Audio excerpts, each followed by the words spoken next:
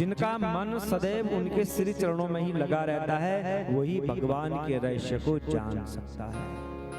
अथे धन्या भगवंत इत्था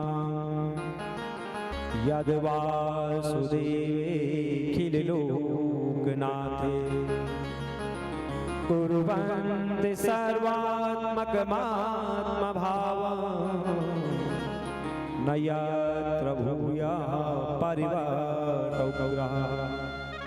शौनकादिश्यो, आप लोग बड़े ही भाग्यशाली हैं। सूत जी कह रहे हैं शौनक जी को, हे शौनकादिश्यो, आप लोग बड़े भाग्यशाली हैं, क्योंकि आप लोग भगवान श्री कृष्ण से अनन्य प्रेम कर रहे हैं।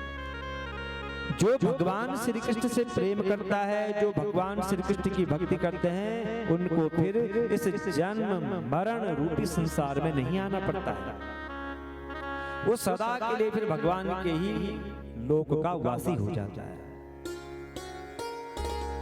भगवान वेद व्यास जी ने भगवत चरित्र से परिपूर्ण भागवत लोकों के कल्याण के लिए अपने आत्मज्ञानी शिरोमणि पुत्र श्री सुखदेव जी को ग्रहण कराया, और उन्हीं की कृपा, उन्हीं की अनुमति से मैंने भी इसका अध्ययन किया है। ये सूत जी कह रहे हैं शौनकादिश्यो कि मैंने भी उन्हीं की कृपा से इस पुराण का अध्ययन किया है।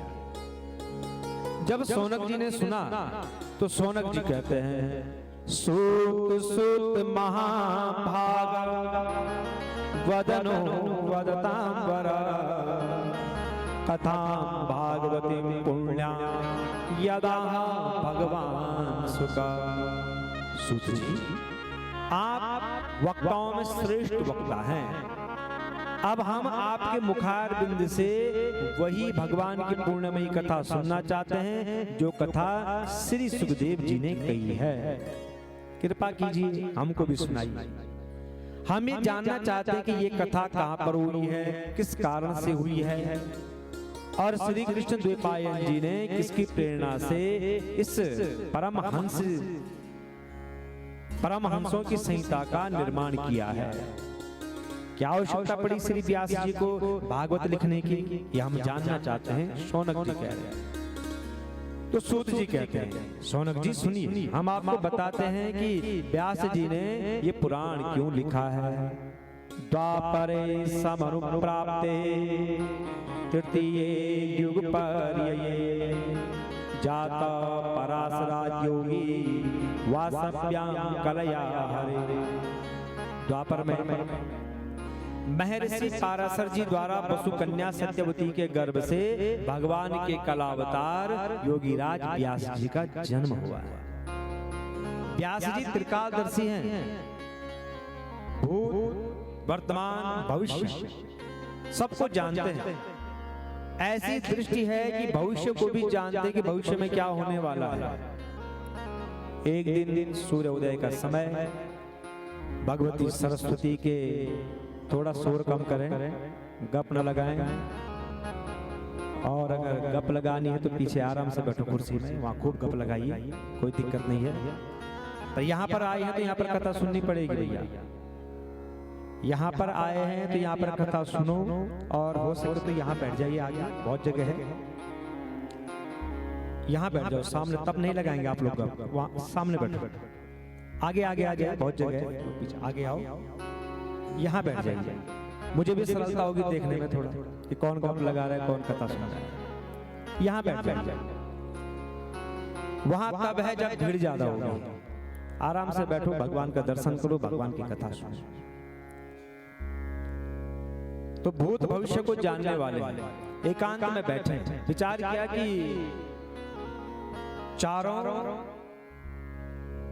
वर्णों का कैसे कल्याण होगा। ये विचार कर रहे हैं कि जीवों का कैसे कल्याण होगा।